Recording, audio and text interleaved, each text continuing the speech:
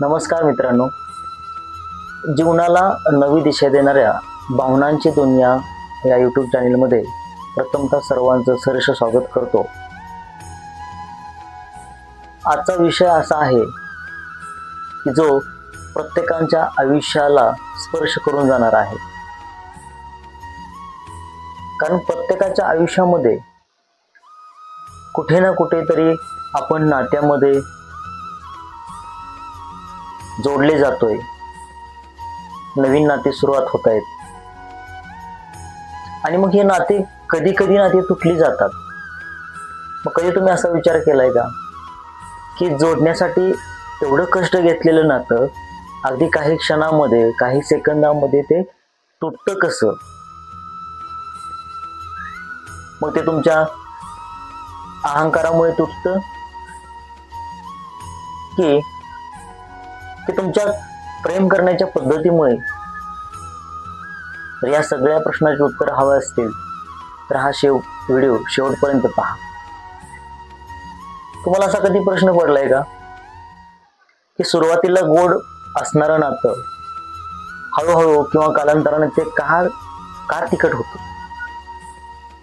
का त्याच्यामध्ये वाद निर्माण होत आहेत? आपण कधीही याच्यावरती विचार केलेला नाही मित्रांनो.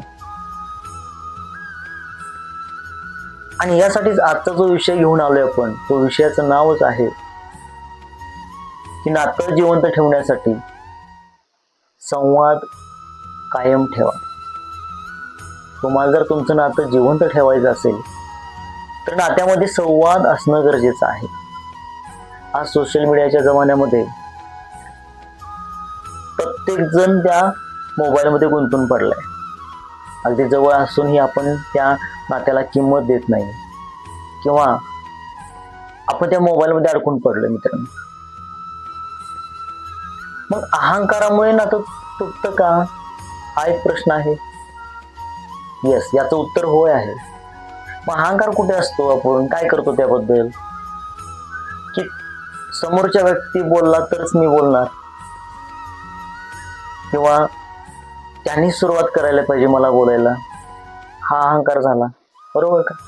पण सर्वात महत्वाचं, नातं तुटायला सुरुवात कुठून होती की आपला संवाद कमी झाला की आपलं नातं हळूहळू तुटायला सुरुवात होती.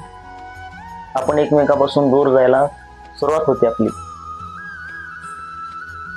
मग कधी आपण वेळ देणार आहोत का?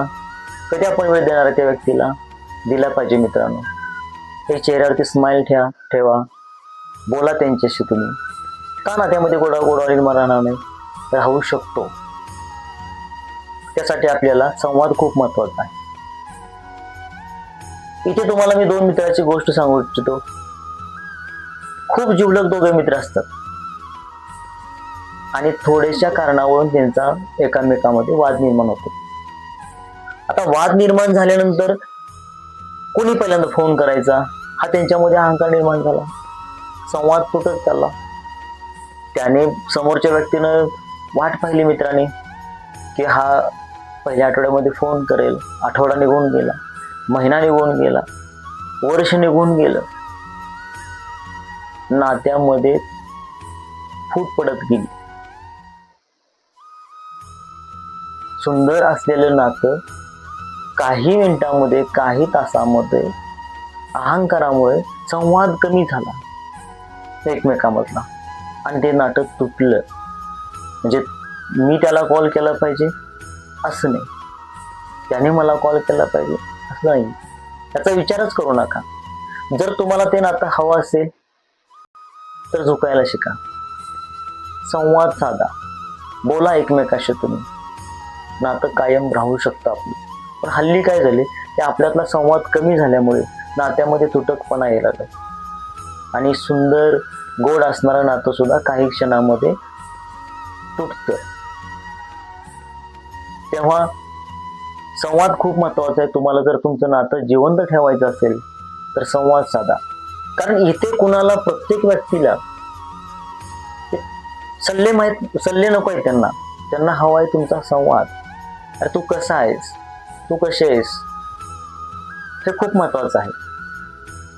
आणि कधी कधी माणसाला या सगळ्या ताणतणावामधून एक असं आपला हक्काचा व्यक्ती हवा असतो की त्याच्यापाशी आपलं मन मोकळं करता यावं, त्याने आपली काळजी करावं, त्याने मला विचारलं पाहिजे तू कसा आहेस, तू कशी आहेस.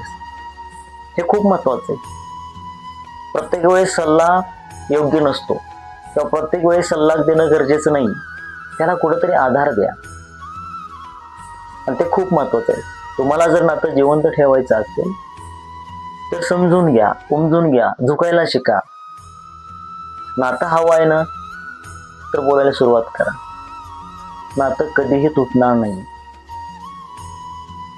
या व्हिडिओच्या माध्यमातून मला एवढंच सांगायचं आहे की जर तुम्हाला नातं जिवंत ठेवायचं असेल तर तुम्ही एकमेकांशी संवाद साधा, आणि संवाद साधल्याने जे तुमचं तुटत चाललेलं जे नातं आहे ते पुन्हा जोडू शकतं.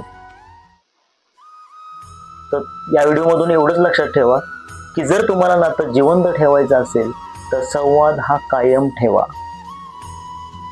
तुम्हाला जर हा व्हिडिओ आवडला असेल तर नक्कीच तुमच्या मित्रांना शेअर करा, कारण तुमच्या एका शेअरमुळे एखाद्याचं तुटलेलं नातं जोडू शकतं, पुन्हा नात्यामध्ये ओलावा निर्माण होऊ शकतो. त्यासाठी माझी विनंती आहे की शेअर जरूर करा, लाईक करा आणि कमेंट सुद्धा करा. आपलं मत या व्हिडिओच्या माध्यमातून तुम्ही मांडू शकता.